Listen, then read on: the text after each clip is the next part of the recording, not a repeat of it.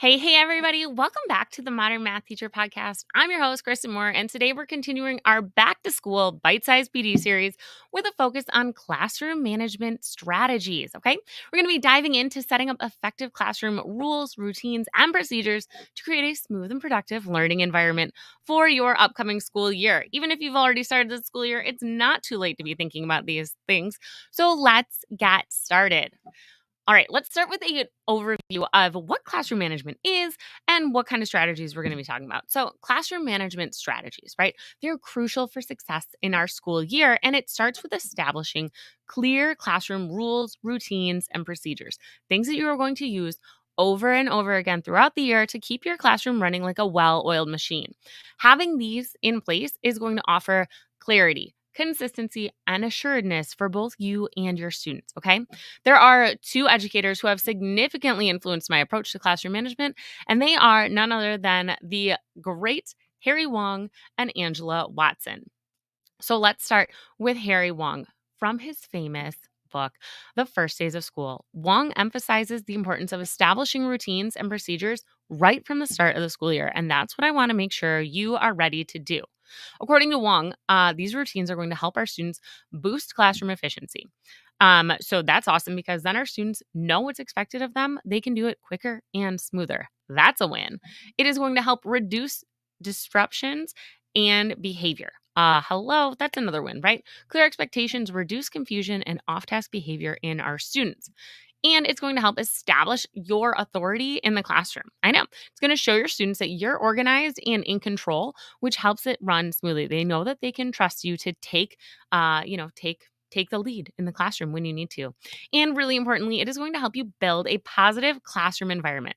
Expectations help reduce anxiety, and that gives your students a sense of security and comfort in your classroom. We're going to be diving into that more in depth in the next episode.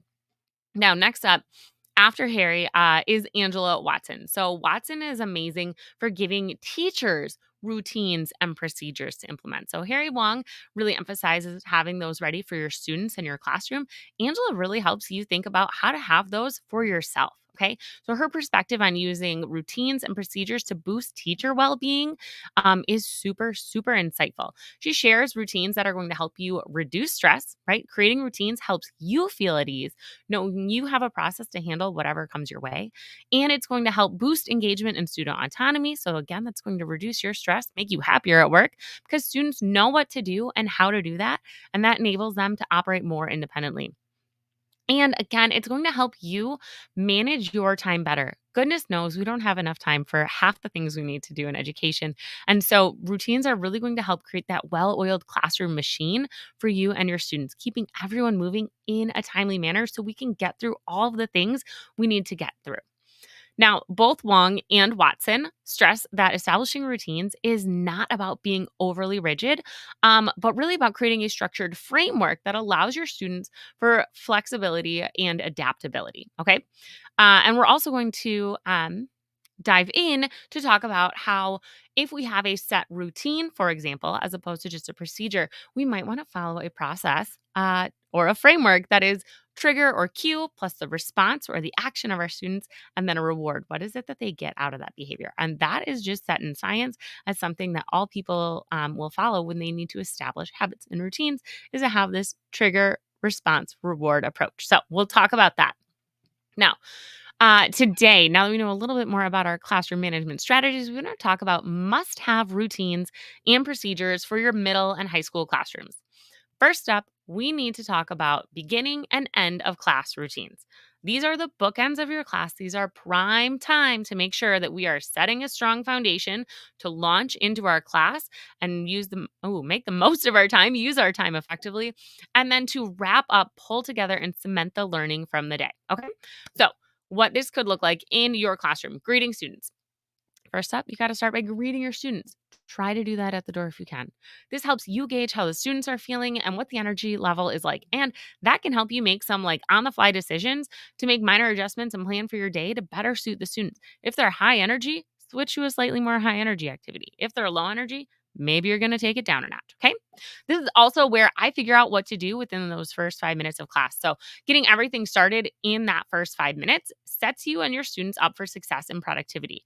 Now, I know I've mentioned it before, but Ed Tomorrow's first five provides amazing ideas for classroom greetings, which is what we're talking about, connectors, questions to use to help get a pulse on the students in the classroom, memes, something great. So consider using that. I'll make sure to link that in the in the show notes. Okay. So, after greeting students and welcoming them in those first five, they need some sort of entry routine. So, once they've walked through the door, what is it that they need to know and do, right? So, an entry routine is something where as your student enters the classroom, they should know where to go. Should they go directly to their seats? Should they stop and grab a paper before heading to their seats? What is your routine? Okay.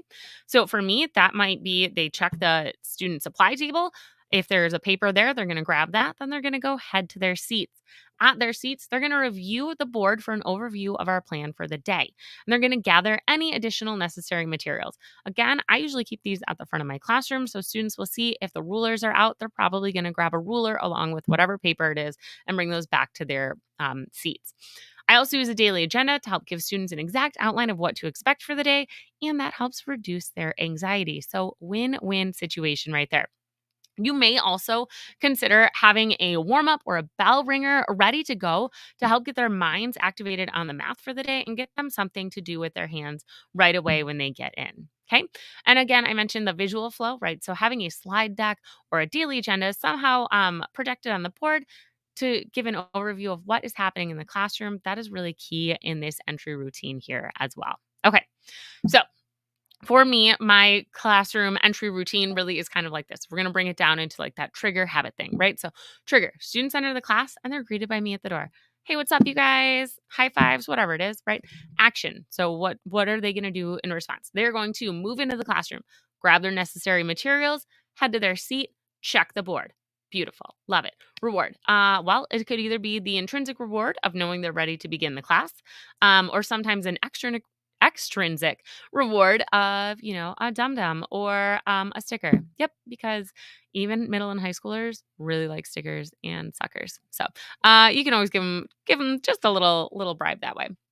Okay, so that's how you want to start your class. Greet your students, have a designated entry routine. How are they going to enter? What are they going to do? What are they getting started with? Okay, it's also going to help you remember to take attendance because not everybody remembers that. All right, so now that we have entered class, you're in the middle of class, you're doing your thing, you're jamming along.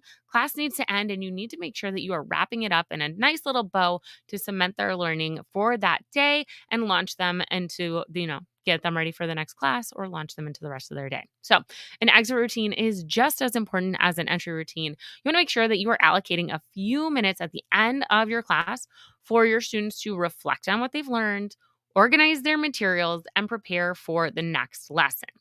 I like to set a timer for 2 to 5 minutes, depending on your exit routine. And in this time, you can ask students to recap their learning for the day, whether that's verbally or you have them write it on an exit ticket if you're using them, and to clean up their materials. Once the materials are turned in, your students can remain in their general seating area, and you can make any final reminders to your students and dismiss them at the bell. So, again, if I'm thinking about that trigger, response, and reward, for me, trigger would be the music begins, the timer begins. The action, my students complete their exit ticket and turn in their materials, returning to their seats. Their reward is their ability to leave class on time. Because if everything's put away, then as soon as the bell rings, bam, you are dismissed. All right. So entry and exit routines, super important for your classroom. Now, let's talk about what's happening in the middle here. We want some routines for group work and a thinking classroom. I know a lot of us are going to be using those this school year, so I want to make sure that we are talking about that. So, we want to talk some routines that are going to foster this thinking classroom. And these are routines that are going to encourage student engagement and critical thinking. Let's break it down a little bit. We've got group work. So, if in general you are doing group work, right, you want to establish clear expectations for what group work looks like. You could define roles and responsibilities to ensure that all students are actively participating and collaborating effectively. Definitely the number one way I recommend using group work is to have those roles designated already. So you can have just a set of roles, you post them on your wall, on a poster or on a whiteboard, or even if it's just part of your visual display you're projecting for the day, what is it that each member is responsible for doing? Okay. Now, also some problem solving routines. So you've got them in their groups, they know how to get there. What about the routines that they're going to do when they are there? So incorporating those regular problem solving activities that challenge students to think critically and work together. You can use routines like a think, pair, share, or a gallery walk, or a jigsaw to facilitate discussion and idea sharing.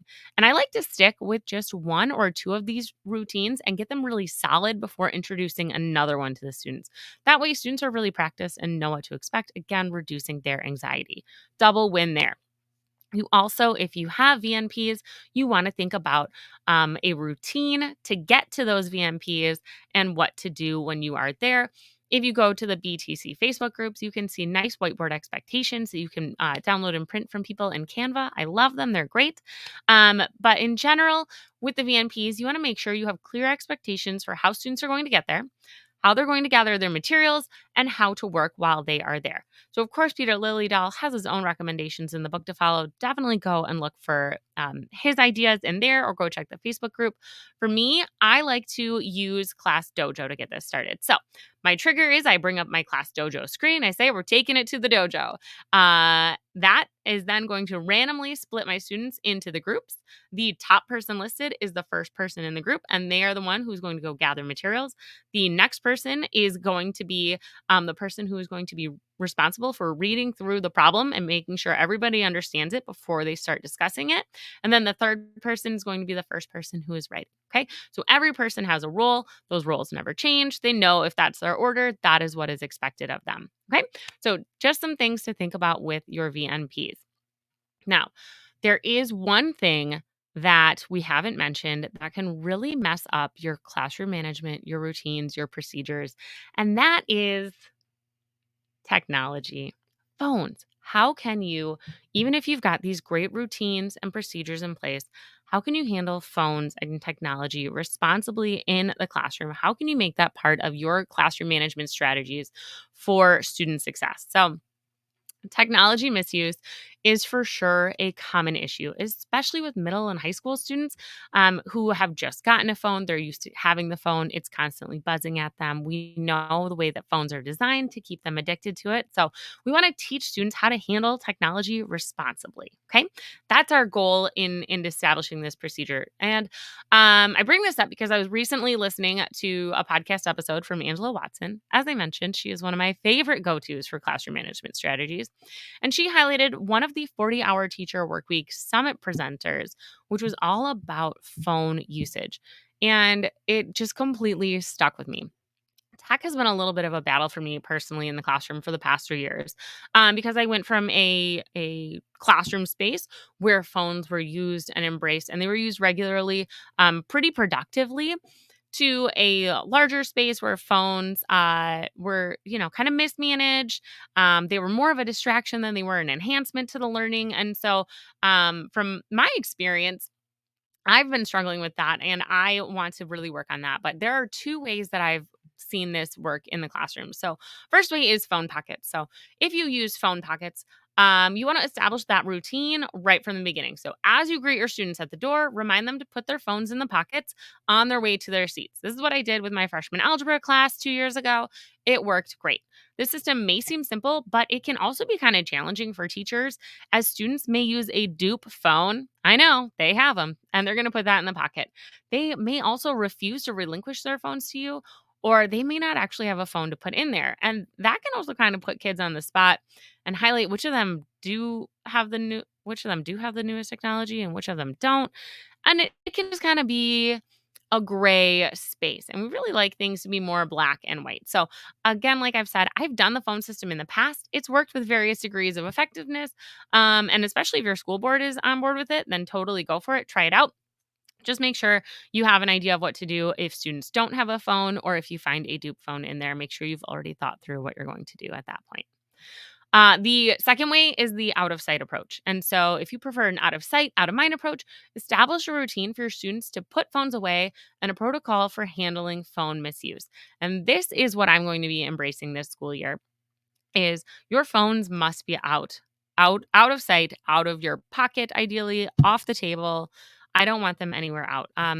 So of the two, that second one is my approach for this year, and it's going to be my plan because that's just what I need to do, honestly, to be more black and white about it and less gray. So, students are going to be asked to silence their phone when class begins and to put them away, like away. And the reason for that is really simple. I want my students to engage with me and their peers. Okay. There's nothing worse than when you're talking to somebody and all they're doing is pulling out their phone and staring at that instead of staring at you and engaging with you. That doesn't help anybody, and it can hurt your trust and your relationships. This summer my own 9-year-old called me out on this not once, but twice this summer. And he's my kid, right? I should be giving him my full attention. And I'm in my 30s. I've had a phone since I was 13. I should certainly know how to handle this better by now, okay? So, if we as adults are having trouble with our phones, our students are too. And so we want to just be a really good model for them. We all need to practice being present and putting our phones away. So, this year, the cue sequence is going to be like a trigger. So let's silence our phones and get into the focus zone. And that is my students' cue to grab their phone, put it on silent, put it all the way away, out of their hands, out of their pockets, off of the tables. Okay. So then that is the action then. The students are going to silence them, put them away. And the reward is I don't have to take your phone. That's going to be great for all of us. We all get to enjoy our classroom together. But also, I could do things like shout outs for who got their phone put away first. Mini prizes like suckers and stickers, especially if the whole class has done it, especially as we're getting used to these things, right? Now, as a side note on phones, and what I do with those, because some of these things are really helpful for me. I also use phones to help with technology trades. If you are sick of your students forgetting their Chromebook chargers or coming to class with one dead, do a tech trade. So if your student forgot a Chromebook charger or forgot to charge their Chromebook, right, you may absolutely borrow one of mine in exchange for your phone. That is my tech trade. It works for my calculators too. It guarantees me that I'm going to get my item back. Students are going to use the device that they have asked for as long as they need and then return it back to me because they really want that phone back in their pocket, back on their person. And that also kind of brings me to my secret weapon, and that is my phone charging bank. I've definitely talked about this on another episode, but I want you all to consider having a phone charging bank in your classroom. It's just one of those bricks, right? And it's got slots for like 4 to 6 phones on it.